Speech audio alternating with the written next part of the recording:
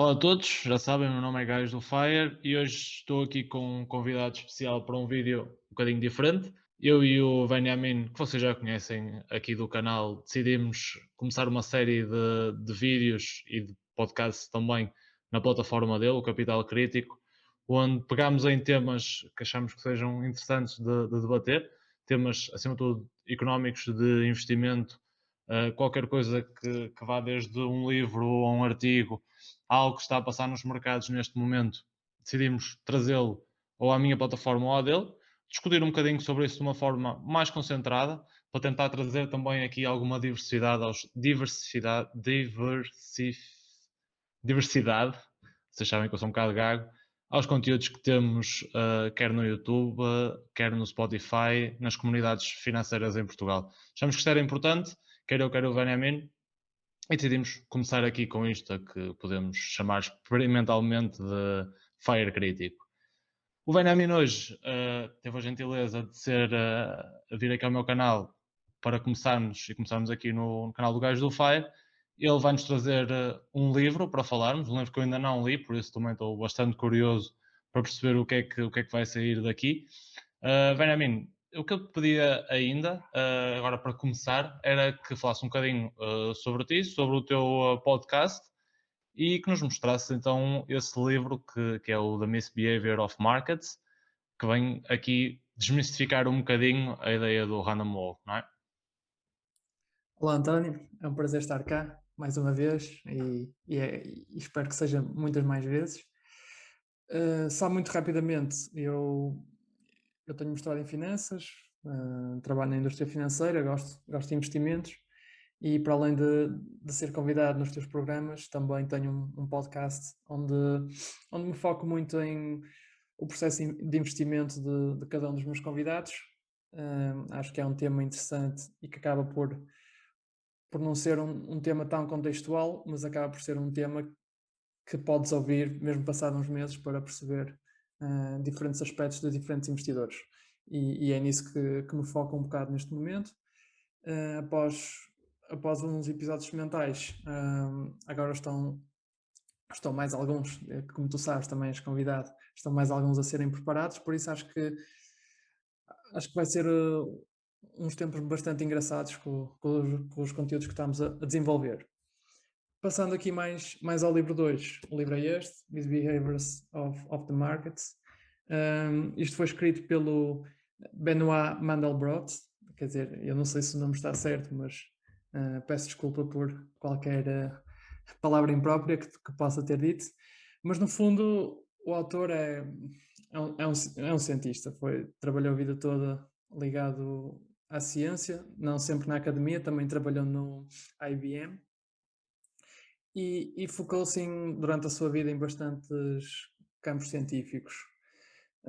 Hoje, mais propriamente, vamos falar das suas pesquisas a nível financeiro, ou seja, o livro eu não vou resumi-lo porque acho que é uma tarefa um bocado ingrata e não vou fazer justiça à qualidade do livro, mas o que eu retirei numa primeira análise, antes de ver um bocado mais a fundo outros papers do autor, é que bastantes ferramentas hum, que temos hoje em dia para analisar as finanças, o risco, qual é o preço do risco, ou mesmo às vezes para construir portfólios, não estão preparadas para a realidade em que o nosso mundo existe. E acho que isto não é surpresa para ninguém.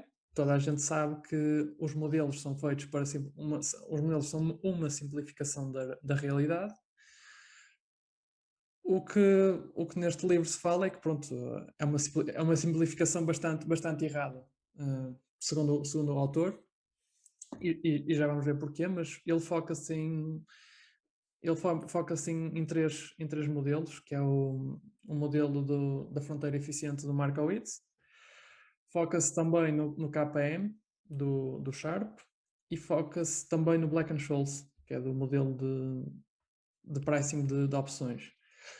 Obviamente que os modelos puros que nós conhecemos estão baseados numa assunção, em várias, mas uma delas é que os mercados financeiros seguem uma distribuição normal, ou seja, os seus retornos seguem uma distribuição normal, em que uma distribuição normal é a distribuição das probabilidades dos acontecimentos que podem ser definidos com uma média e com um desvio padrão. Ou seja, a parte boa de uma curva de Gauss, que é a curva de distribuição normal, é que só precisa de dois parâmetros para definir uma população. Não é? O problema disso é que nos mercados nós temos, ou seja, na curva de Gauss assume que não há muitos acontecimentos extremos, está tudo ali à volta da média. Obviamente que nós sabemos hoje em dia que esses acontecimentos não é verdade, não é? Ou seja, há E acontecimentos vivemos extremos. ainda uma semana passada, não foi? Que acho que Exatamente. é perfeito para demonstrar que, de facto, esses modelos, embora sejam extremamente bem desenhados e a sua concepção tenha sido uma obra meritória e que tem muito valor academicamente, é o que tu estás a dizer, tens acontecimentos extremos. E isso vimos a semana passada o que aconteceu com a AMC, que é o modelo, é impossível o modelo prever que 3 milhões de macacos vão juntar e vão tentar levar uma ação até à Lua, não é? E acho que é um bocadinho por aí que vais seguir agora, não é? E nos vais falar um bocadinho sobre o que é que neste livro o autor diz para, para fugirmos um bocadinho a estes tais modelos que te aprisionam, não é? Sim, o que ele diz é que, pronto, à partida, o que ele diz é que à partida as grandes instituições fazem adaptações do modelo, não é? Ou seja, no fundo, ele preza mais uma aplicação prática. Mas ele até vai mais a fundo, apesar deste livro ser feito para não ser matemático, ou seja, durante o livro não há nenhuma fórmula. Ele foca-se em dois aspectos, que é o aspecto de quão reversível são os trends da variação dos preços, ou seja, imagina, porque a teoria da Random Walk assume 50-50, tanto para cima como para baixo, logo a melhor estimativa do teu preço hoje é o preço a que fechou ontem e assim sucessivamente, não é? Ou seja, a partida não conseguirias prever nem ver padrões nisso. E há aqui outra questão que também é importante dizer, que é, tu mesmo num 50-50, em espaços de tempo curtos, não é? Ou seja, quando o N é, por exemplo, 100, 200, tu mesmo nisso, imagina, fazes um cara ao croa, vais ter alguns padrões. O que não seja o que não quer dizer que aquilo não seja random na mesma, estás a ver? Ou seja, tu podes fazer cara ao croa e saírem-te 10 croas seguidas, não é? Não é impossível. Ou seja, se fizeres isto durante 10 milhões de vezes, tu vais ver alguns padrões, o que não significa que aquilo não seja random, simplesmente por hora por ordem do acaso aconteceu de haver algum padrão ou alguma coisa. Ou seja, Ali, ali no Random Walk, basicamente, tu tens uma sequência tão grande de acontecimentos que ele te permite apanhar pequenos acontecimentos durante pequenos períodos de tempo, te permitem ter um preço de entrada, pelo menos na teoria, ter um preço de entrada que te deixa aproveitar alguma trend ali no curto prazo. Mas isso aí é como estás a dizer, são muito poucos e não deixa de ser também random. A única coisa que tiveste foi muitas repetições e consegues apanhar uma pequena trend, não é? sim, e no fundo isto é o primeiro aviso que ele faz, que é os humanos por norma tendem a querer ver padrões mesmo que eles não existam, ou seja, existem, obviamente que existe várias análises de gráficos e de outras questões, mas isso acaba por ser sempre, isso acaba por ser sempre, não acabas por assumir tanto ou mais risco do que numa análise fundamental, percebes? Porque o facto daquele padrão estar a acontecer também não te dá, só te dá um intervalo específico para onde aquilo se possa mover, mas não quer dizer que estejamos a falar de um lucro certo, ou pouco mais ou menos. Por outro lado, uh, temos a questão da volatilidade, ou seja, ele estudou a volatilidade e o que ele encontrou é que a volatilidade vem em clusters, ou seja, quando vem um dia com uma variação bastante extrema, normalmente acontecem bastantes dias de variação extrema e depois há um certo acalmar e depois volta a haver esse cluster. Isso no fundo também é um bocado a questão do que ele fala, que é como se o tempo nos mercados comprimisse e esticasse. Ou seja, quando acontece muita coisa, é como se as coisas comprimissem e acontecem muitas coisas ao mesmo tempo, mas por outro lado tens o esticar do tempo, que é quando não acontece muita coisa nos mercados. E a Digamos assim, propósito, Benjamin, é mais ou menos se acontecer, se hoje o dia foi muito volátil, é provável que o dia de amanhã também seja muito volátil, e exatamente. vice-versa.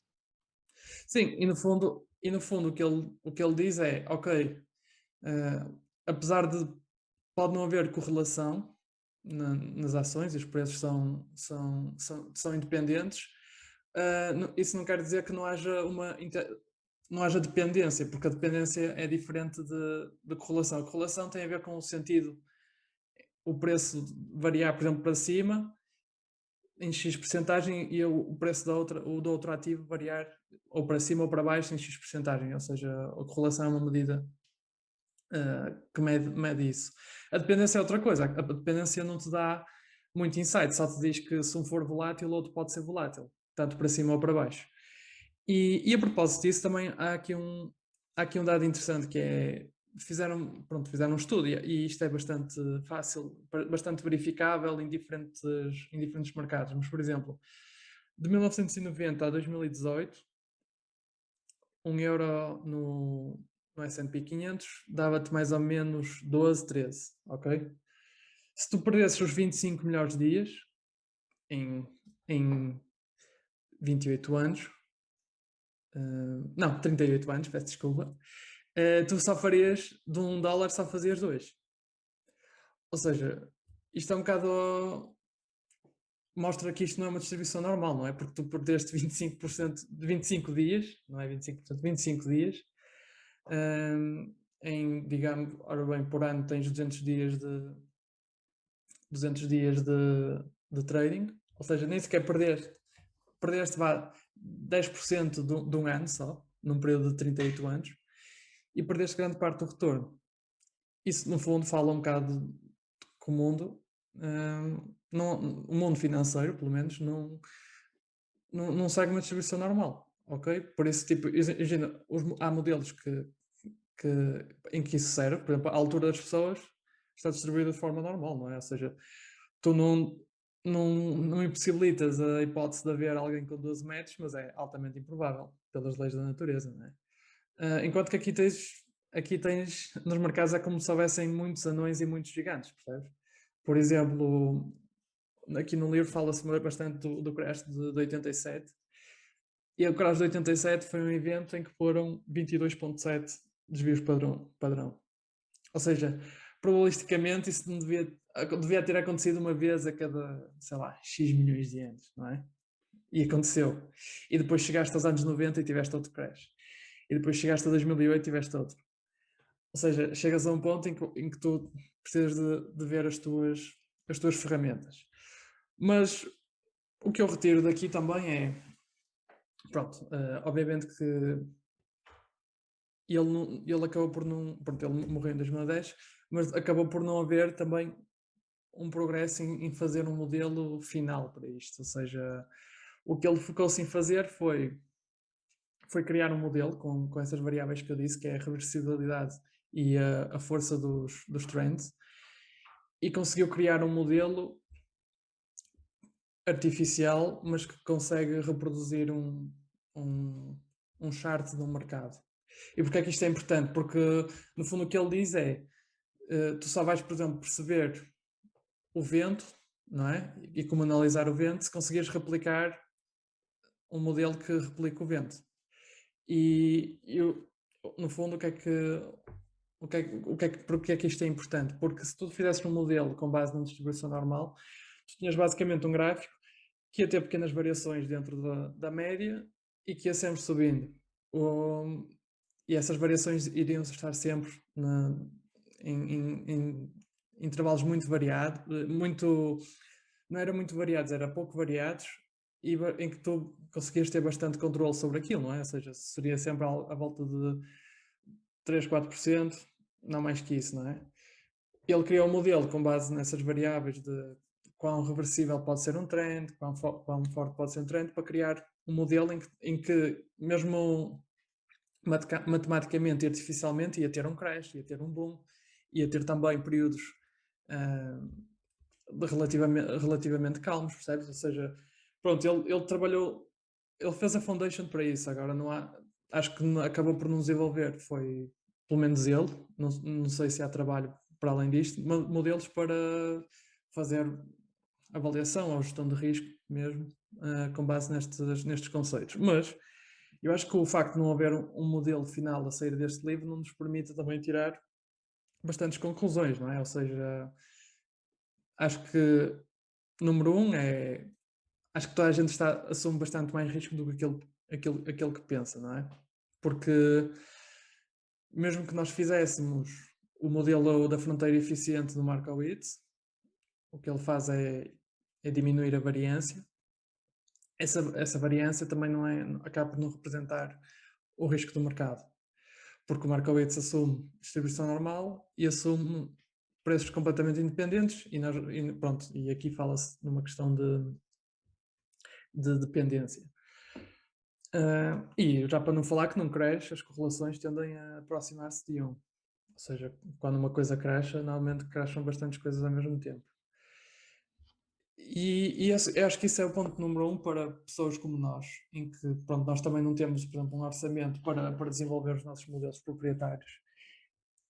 E isto não estou a dizer que eu seja contra a concentração, eu até acho que é muito interessante e é algo que eu tendo a concentrar cada vez mais o meu portfólio. Mas o que eu quero dizer é preciso termos consciência que estamos a assumir mais riscos do que aqueles que estamos. Mesmo que tu vejas, faças um backtest do teu portfólio e imagina que o teu portfólio caiu no máximo 5% nos últimos anos, não quer dizer que isso seja o máximo que isso possa cair, não é?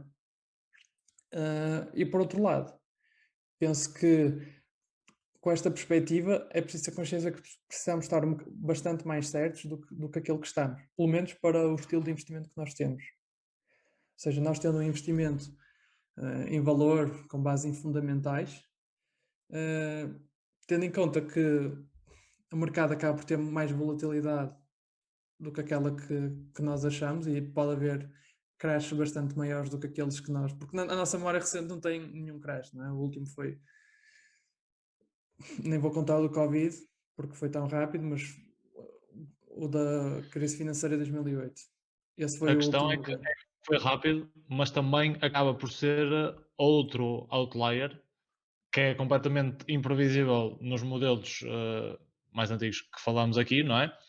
E que, primeiro de tudo, é um outlier em termos de variação total e, acima de tudo, também é um outlier devido à duração dessa queda, que foi extremamente rápida. Ou seja, mais uma prova que mostra que, de facto, a tal distribuição normal não é assim tão normal. A outra questão que se levanta aqui é que também te mostra se calhar ainda com mais força, de que, como falaste aí, os 20 dias, são os 20 dias no mercado têm os maiores retornos, se calhar isto também é igual ao contrário, ou seja, tens muitos dias com retornos negativos muito altos, em que se venderes as tuas ações aí em pânico, pura e simplesmente vai ser dizimado. Tipo, o teu capital vai ser cortado de uma maneira indescritível. Ou seja, isso acaba por te mostrar também que este creche mostra-te a importância de termos estas ferramentas ou pelo menos percebermos que o risco que estamos a incorrer é maior do que se calhar podemos perceber pela análise das teorias que estudamos na faculdade e estar preparados para isso, opa, lendo, por exemplo, este livro, percebendo isso, e acho que o tema é super válido. Eu vou ler o livro e aconselho a quem está a ouvir também que o faça, mas acredito que ias dizer coisas inteligentes agora. Sim, isso é muito interessante porque há outros gráficos, outras coisas interessantes, que é se tu também não estivesses nos piores dias, tu também tinhas um retorno bastante interessante. O que normalmente acontece é que os piores dias e os melhores dias estão bastante juntos, ou seja, precisavas quase de uma bola de cristal hipotética Tens de estar para lá navegar sempre. isso. Exatamente. Ou seja, isso é o que eu retiro daí. Apesar de que, por exemplo, aqui o Benoit tem uma opinião oposta, acho que foi a coisa que mais me estranhei no livro, mas percebendo no fundo a abordagem que ele fala, ou seja, ele acaba por não ter ele não tem uma abordagem fundamental, ele olha para o mercado de forma simplesmente probabilística e estatística, não é? E o que ele diz é, pá, faz timing do mercado, ou seja, se tens uma ação que subiu 40% numa semana, tira os teus lucros, porque a probabilidade dele subir mais 40%, ou seja, é menor do que descer, ou seja, no fundo estamos a falar da viragem do trend, não é? Obviamente, claro que é possível encontrar casos específicos no meu portfólio, no teu e no de muita gente, e dizer assim, se eu vendesse aos 40%, provavelmente não teria este ganho todo que eu tenho. Mas pronto, nós também temos que perceber que a questão dele é ver tipo os casos todos, não é? Ou seja, ver uma grande quantidade de casos e ver a Ele não regra. faz a tal análise fundamental, não é? E ele quer tirar os 40% porque ele não tem dados que o façam crer que a ação pode subir 100, 200, 300%, não é? Ele está aqui a Sim, falar de uma amostra geral. sim, Ahm, tipo comprares tipo um portfólio de, sei lá, 2.000 empresas e tipo, em média, imagina, se fizesses vender aos 40%, estavas melhor do que segurar, não é? Porque pode não parecer evidente, mas há muitas falências nos mercados e há bastantes empresas que vão para zero, não é? Lá porque não as vemos, não quer dizer que elas não existem. Por isso, acho que isso é outro ponto interessante. E eu acho que isso é um ponto bastante válido para quem faz portfólios meramente estatísticos, não é? Ou seja, se pegas, fazes um screen e dizes, olha, compro estas 1.000 empresas, acho que tipo, para quem faz este investimento com regras, acaba por ser, pronto, se calhar algo interessante, apesar de eu nunca ter experimentado qualquer tipo desta metodologia. E por outro lado, é a tal questão, timing the market, acho que é melhor do que fazer timing do market, não é? E eu pelo menos não tento fazê-lo porque, se bem te lembras também, no ano passado, os dias em que o mercado subiu mais foi entre os dias em que ele caiu muito, ou seja, também não é muito fácil tu estar sempre a entrar e a sair com o teu portfólio todo ou com grande parte do teu dinheiro. Porque também se estás a entrar e a sair com uma proporção bastante pequena, pá, também não estás a fazer nada, não é? Porque se estás a mexer 1% do teu portfólio, pá, é entrar e a sair com ele, aquilo não faz nada. E com os custos de comissão acabas até por provavelmente piorar a tua performance. se Uh, calhar, por- se calhar podes ter formas mais fáceis de fazer isso, pá, por exemplo, shortando no mercado, sim, mas shortando um índice ou algo assim. Sim, mas putos no mercado ou algo do género, acho que há bastante pessoal a falar nisso também. E por outro lado, acho que para o nosso tipo de investimento, acho que isto reforça bastante o conceito de margem de segurança e que deve ser uma margem, tipo, deve ser maior um bocado do que se calhar a que consideramos. Ou seja, obviamente está a correr bem agora, mas é muito interessante pensar que se calhar devemos ter mais almofadas entre valor intrínseco ao preço, ou se calhar ter mais cash. Epá, o risk management cada um faz o seu. Mas no fundo eu acho que é muito o que retirei para o meu processo, é porque a nossa memória no fundo, a nossa memória coletiva é bastante curta, não é? Ou seja, já se dizia, por exemplo, é o que ele fala aqui nos anos 60, que o pessoal que esteve na Grande Depressão de 1929 já dizia que quando nós saímos do mercado vai haver tipo, vai se esquecer da miséria que se viveu, da dor que é tipo de um crash do mercado muito grave. E lá está, em 87 voltou a haver outro crash, ou seja, é interessante ver que à medida que as gerações vão mudando, vais-te esquecendo dos grandes problemas que houve e de como é que os mercados às vezes podem saltar de forma errática e acaba por estarmos outra vez expostos a esse tipo de acontecimentos.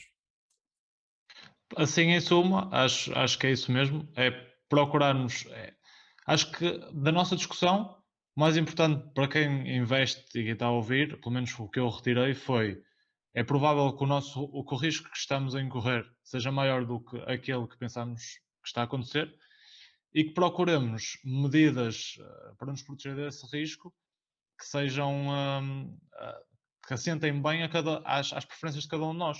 E isso pode ser feito de formas extremamente diferentes. Pode ser feito com uma maior porcentagem de cash, como já disseste. Pode ser feito, por exemplo, se tiveres uma posição que já sentiste que subiu muito, podes tirar ganhos de cima da mesa e retirar algum do risco que está aí nessa posição e procurar ou ter mais cash na carteira se sentires que o mercado está quente, ou procurar outro investimento. Eu já fiz isso em algumas posições, tu também já fizeste. Depois acaba muito por ser vai um bocadinho ao que tu estás à procura. E acho que, acima de tudo, acho que é isso que temos de ter essa discussão. Nós sofremos riscos, o mercado não é sempre uma subida com calma normal, há picos muito agressivos e grandes.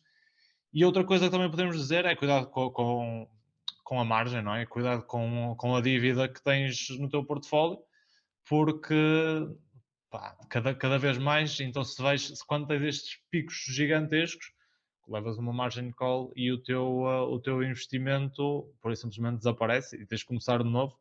E nós sabemos muito bem qual é a primeira regra, não é? A primeira regra é não perder dinheiro e a segunda é lembrar-te da primeira.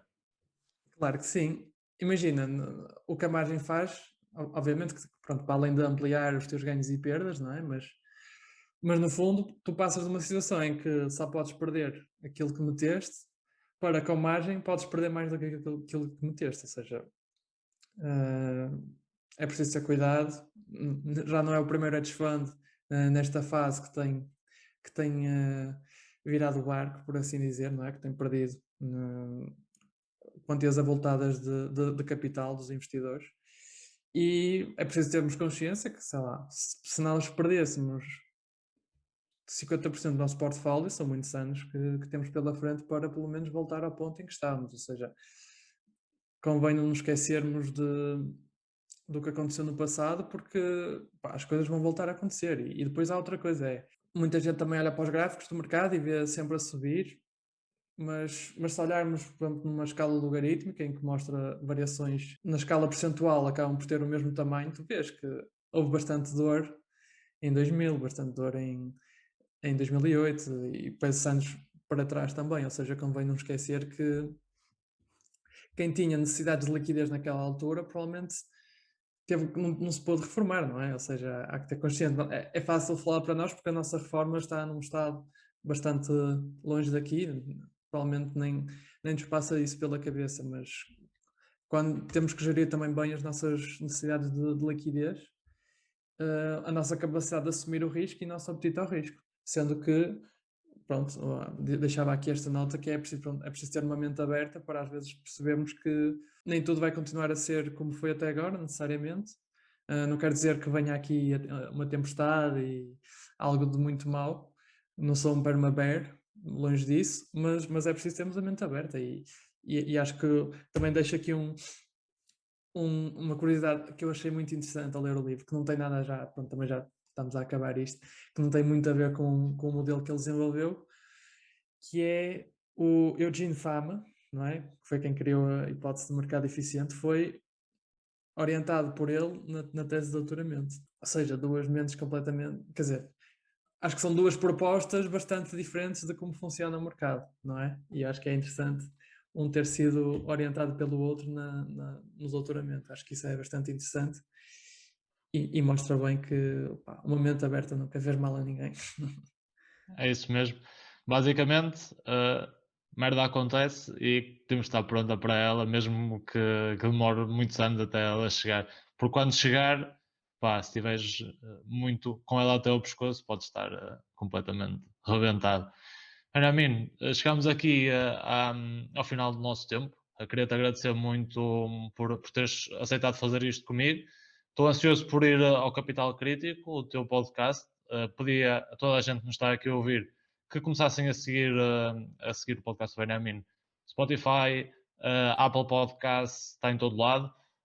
Capital Crítico, onde quer que vocês ouçam os vossos podcasts, sigam lá o Capital Crítico, vocês vão com certeza adorar o podcast se gostam deste tipo de discussões.